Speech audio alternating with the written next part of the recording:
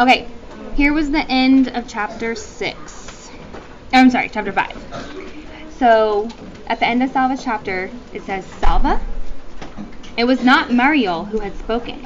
The voice had come from behind him. Salva turned. His mouth fell open in amazement, but he could not speak. Salva! Okay, so let's see what happens next. I thought they took her out. They did, and I guess Jennifer Okay. came to school, so Will you tell me something? Thank you.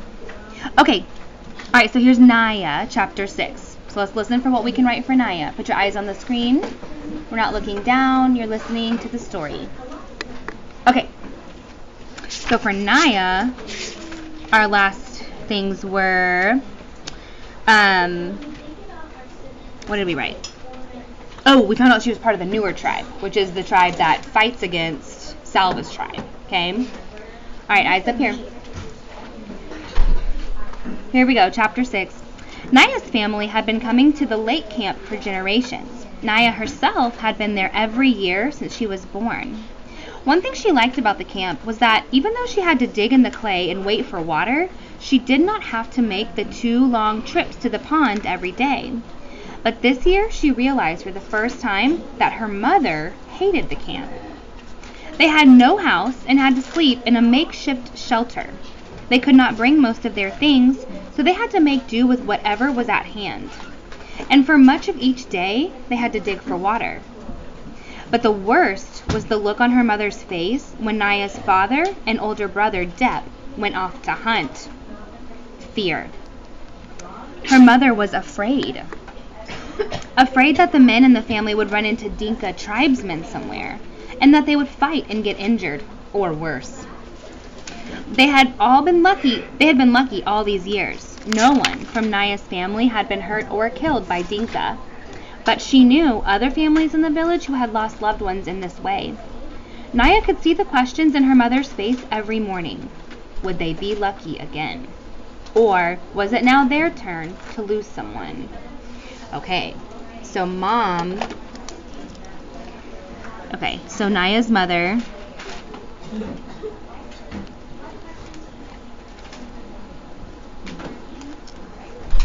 fears that,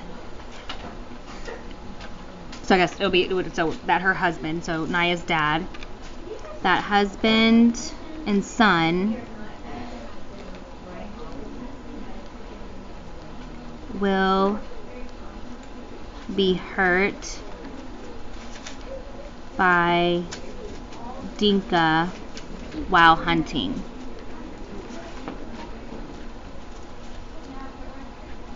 Sorry, here you go. Naya's mother fears that husband and son will be hurt by Dinka while hunting. And of course, she sometimes thinks the worst. Not just that they'll be injured, but that they'll be killed. Yeah. Okay.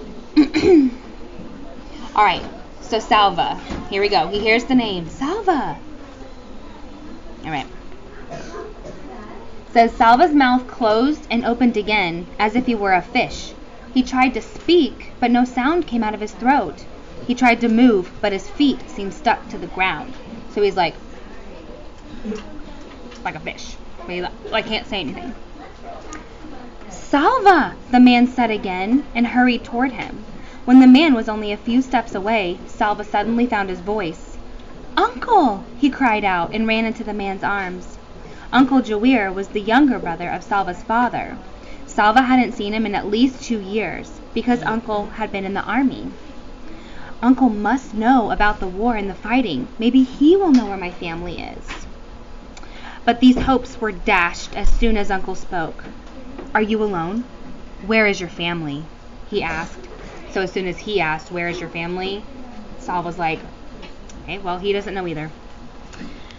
Salva hardly knew where to begin his answer. It seemed like years since he had run away from his school and into the bush, but he told his uncle everything as best he could. As Salva spoke, Uncle nodded or shook his head. His face became very solemn when Salva told him that he had not seen or heard a single word of his family in all that time. Salva's voice trailed off, and he lowered his head. He was glad to see Uncle again, but it looked as if he might not be much help either. Uncle was quiet for a moment. Then he patted Salva's shoulder. Nephew, he said in a cheerful voice, we are together now, so I will look after you. It turned out that that Uncle had joined the group 3 days earlier, but since there were more than 30 people traveling together, they had not found each other until now. As they began walking, Salva saw that Uncle had a gun, a rifle that he carried on a strap over one shoulder. Already, Salva could tell that because of his army experience and because he had a gun, Uncle was seen by the group as a kind of leader. Yes, when I left the army, they let me keep my rifle, Uncle said. So I'm going to shoot us a fine meal as soon as we come across anything worth eating. Uncle was true to his word. That very day, he shot a young antelope, the kind called a topi. Salva could hardly wait for it to be skinned and butchered and roasted. As the smoky, meaty aroma filled the air, he had to keep swallowing the saliva that flooded his mouth. So you know how like when you're so hungry and then like your mouth watering? Yeah. Uncle laughed as he watched Salva gobble down his first piece of the meat. Salva, you have teeth. You're supposed to use them when you eat. So he's like just eating so fast that he's like not even chewing. Salva could not reply. He was too busy stuffing another chunk of the delicious charred meat into his mouth. Even though the topi was a small one, there was more than enough meat for everyone in the group. But it did not take long for Salva to regret his haste in eating. So when you do something hastily, you do it very fast. Yeah. So he's regretting eating so fast now. After so many weeks of near starvation, his stomach rebelled mightily. He spent most of the night vomiting. Salva was not alone. Whenever his heaving stomach woke him, he would hurry to the edge of the camp to vomit and find others doing the same. At one point, Salva found himself in a line of half a dozen people, all in the identical pose, bent over, holding their stomachs and waiting for the next wave of nausea. It might have been funny if he hadn't have felt so miserable. So here's a time pass. Yep, that means time pass. So now it says, the group continued to walk through the land of the Atuat. Every day they saw lions, usually resting in the shade of small trees. Guys, get everything out of your hands and pay attention. Once in the distance, they saw a lion chasing a topi. The topi escaped, but along the path, Salva saw the bones of prey that had not been so fortunate. Salva and Mariel still walked together, staying close to Uncle. Sometimes Uncle would walk with the other men and talk seriously about the journey. At those times, Salva and Mariel would drop back respectfully, but Salva always tried to keep Uncle in sight, and he slept near Uncle at night. One day, the group began walking in the late afternoon with hopes of reaching the water hole before settling down for the night. But there was no water anywhere, though they searched for miles. They kept walking into the night and through the night. For 10 hours they walked, and by dawn, everyone was exhausted. Uncle and the other leaders finally decided that the group had to rest. Salva took 2 steps off the path and fell asleep almost before he lay down. He did not wake until he felt Uncle's hand shaking his shoulder. As he opened his eyes, he heard wailing. Someone was crying. Salva blinked away the sleepiness and looked at Uncle, whose face was very solemn, just like very serious, almost like sad. I'm sorry, Salva, Uncle said quietly. Your friend, Mario? Salva looked around. He should be somewhere nearby. I don't remember if he slept near me. I was so tired. Perhaps he'd gone to find something to eat. Uncle stroked Salva's head as if he were a baby. I'm sorry, he said again. A cold fist seemed to grip Salva's heart.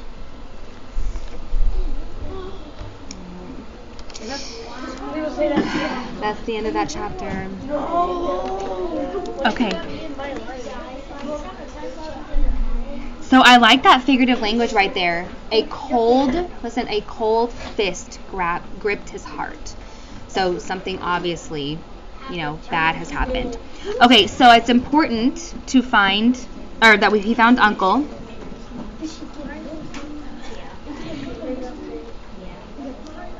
Found Uncle. Something, add to your list. Something happened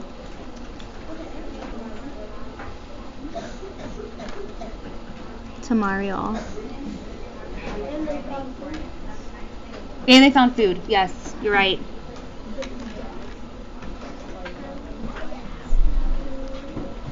A lope. Was it Lopi? Okay. A young antelope. Yeah. A young antelope. Oops.